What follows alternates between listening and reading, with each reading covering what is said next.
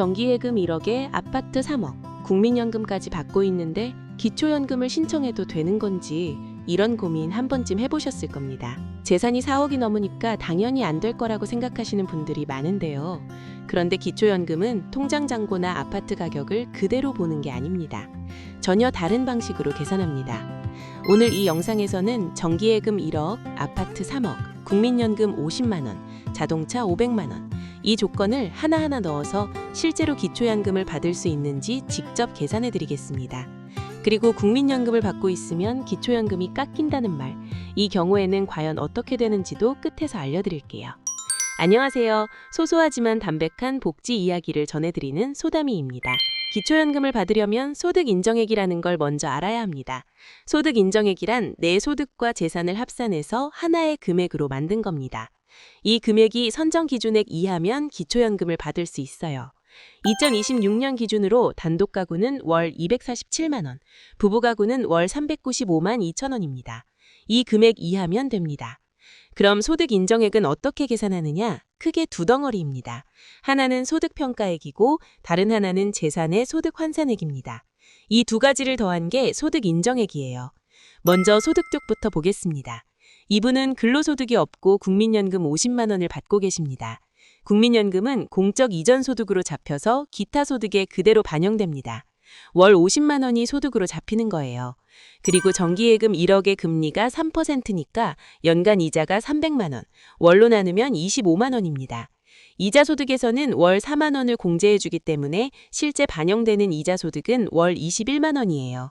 결과적으로 소득평가액은 국민연금 50만 원 더하기 이자 소득 21만 원, 합계 71만 원이 됩니다. 주의하셔야 할 것이 정기예금은 원금 1억이 재산으로도 잡히고 거기서 나오는 이자 역시 소득으로 따로 잡힙니다. 같은 돈에서 두 번 반영되는 셈이죠. 제도의 설계 방식이 그렇다 보니 금융재산이 많으면 생각보다 불리해질 수 있는 구조입니다. 이제 재산 쪽을 볼 차례입니다. 재산의 소득 환산액은 조금 복잡해 보이지만 핵심만 짚으면 어렵지 않습니다. 공식은 이렇습니다.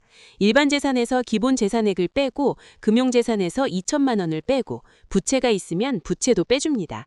그렇게 남은 금액에 연 4%를 곱한 다음 12대월로 나누면 월 소득 환산액이 나옵니다. 여기서 가장 중요한 게 기본 재산액입니다. 기본 재산액은 최소한의 주거 유지에 필요한 금액이라고 보시면 됩니다. 이걸 일반 재산에서 먼저 빼주기 때문에 아파트가 있어도 전부 재산으로 잡히는 게 아닙니다. 대도시는 1억 3,500만 원, 중소도시는 8,500만 원, 농어촌은 7,250만 원을 공제해 줍니다. 이게 어디 사느냐에 따라 결과가 크게 달라지는 이유예요. 그러면 이분의 재산을 하나씩 넣어보겠습니다. 아파트 3억 원, 자동차 500만 원, 이 두 가지가 일반 재산입니다. 합치면 3억 5천만 원이에요. 자동차는 차량 가액이 4천만 원 미만이면 일반 재산으로 들어가고 연 4%의 소득 환산율이 적용됩니다. 500만 원짜리 중고차는 일반 재산이에요. 그리고 금융재산은 정기예금 1억입니다. 그 정확한 소득 인정액이 얼마인지 궁금하실 텐데요.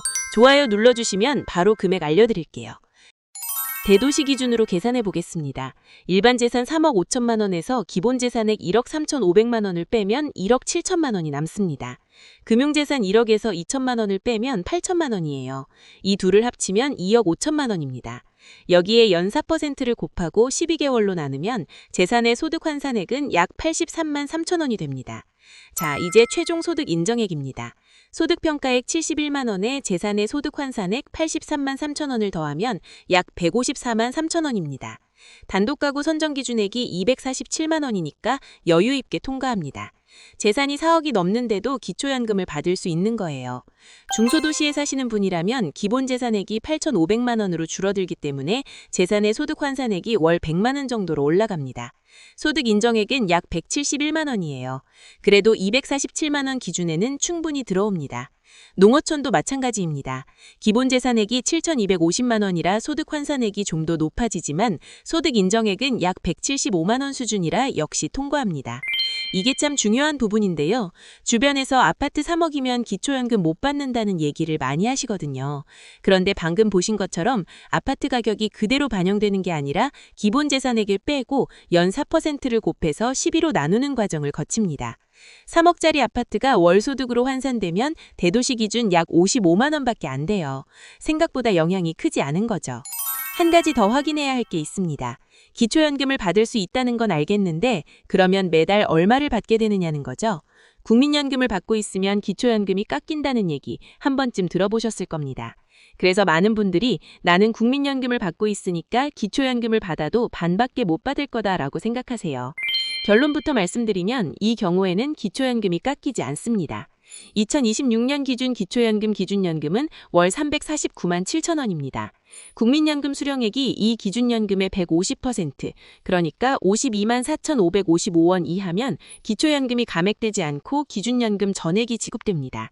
이분의 국민연금은 50만 원이니까 52만 4,555원 이하에 해당해요. 따라서 매달 34만 7,900원을 온전히 받으실 수 있습니다. 그리고 소득 역전 방지 감액이라는 것도 있는데요. 소득 인정액에 기초연금을 더한 금액이 선정 기준액을 넘으면 그만큼 깎이는 제도입니다. 이분의 경우 소득 인정액 약 154만 원에 기초연금 약 35만 원을 더하면 189만 원 정도인데 선정 기준액 247만 원보다 한참 낮으니까 이 감액도 안 적용됩니다. 다만 부부가 함께 기초연금을 받는 경우에는 각각의 기초연금액에서 20%가 감액됩니다. 이건 부부 감액이라고 하는데 부부 모두 수급자인 경우에만 해당하는 것이니 단독 가구라면 신경 쓰지 않으셔도 됩니다. 정리하겠습니다. 정기예금 1억, 아파트 3억, 국민연금 50만 원, 자동차 500만 원. 이 조건이면 단독 가구 기준으로 대도시든 중소도시든 농어촌이든 기초연금 수급이 가능합니다. 그리고 국민연금 50만 원은 감액 기준에 해당하지 않기 때문에 2026년 기준 매달 34만 7,900원을 온전히 받으실 수 있습니다. 재산이 좀 있다고 해서 기초연금을 미리 포기하시는 분들이 정말 많습니다. 그런데 직접 계산해보면 생각보다 넉넉하게 통과하는 경우가 많아요. 혹시 주변에 비슷한 상황에서 고민하고 계신 분이 있다면 이 영상을 공유해주세요. 누군가에게는 매달 35만 원 가까운 돈이 시작되는 계기가 될 수 있습니다. 아직 구독하지 않으셨다면 구독 눌러두시면 이런 복지 정보를 놓치지 않으실 수 있어요. 소담이었습니다.